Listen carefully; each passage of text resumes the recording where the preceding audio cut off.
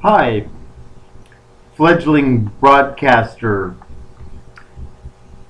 hearing a whistle from a tea kettle. And with pressure on, in a big way, I did one on these metaphysical building blocks that I see happening, which we have a broadcast of a microwave that creates cues of microwave definition.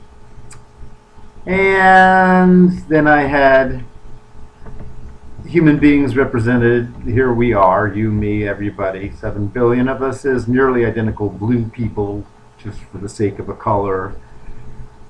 Reincarnational daydreams, actual dreams, power group forces in the form of tendrils. And the tendrils can be perceived in different colors if you want. And then above it all, the creative elements that I refer to as divine, God, the gods, different manifestations of which, that we, the nearly individual blue people as represented in this schematic, we also have this capacity to generate and respond to that which created space, time, matter.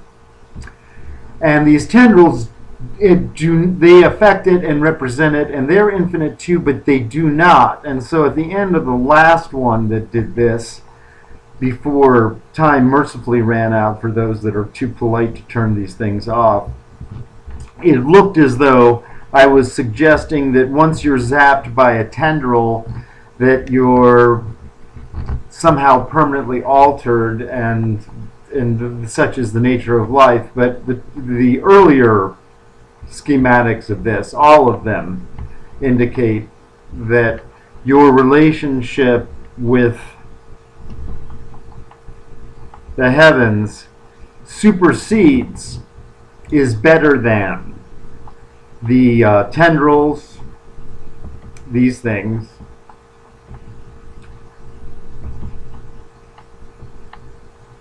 or the microwaves, these things. So whether the microwaves are pleasant purple, grateful green, all of these things are superseded by our relationship with the heavens, these things up here, okay? So I don't know how I can make it any more stunningly clear at the moment than this. So I want to thank people for patience in regards to these metaphysical gestures, because this profoundly simple reality that can be abused to people thinking that there are merely groups of reincarnational tendrils that are affected by microwave location devices is unfortunately a game that a lot of people are successfully playing along the lines of who's got the sharpest stick, and they don't mean to dig a trench or build a nifty fence to keep in the chickens or out the foxes or the rabbits from eating the carrots. What they want to do is they want to play a game of sharp stick, ow my eye, okay, and precluding, that's a little too yellow looking there, so precluding the heavenly forces from, and we can call ourselves nearly identical blue people, maybe a little light blue there.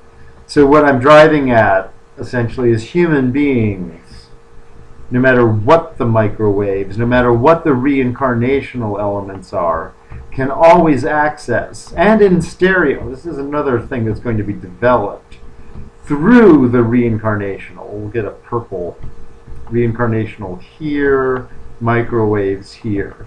So the big punchline is that our relationship with the heavens, which to me often look like gurgling water coming up through water, say gurgling water from a hose or a font, And we've got the capacity to generate that ourselves, which keeps these infinite reincarnational things busy, and it keeps things that merely work, these microwaves, and they work at the speed of light.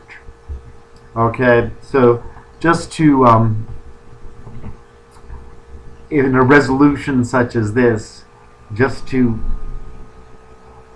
clear that up, our relationship with the heavens transcends the reincarnational elements, all of them combined. One person's relationship with the heavens is stronger than all the reincarnational elements, and one person's relationship with the heavens is stronger than all the microwaves combined.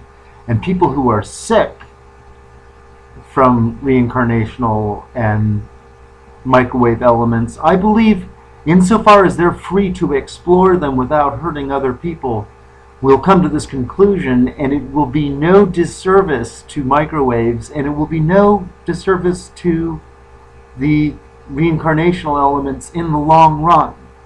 It'll be how everything gets infinitely better.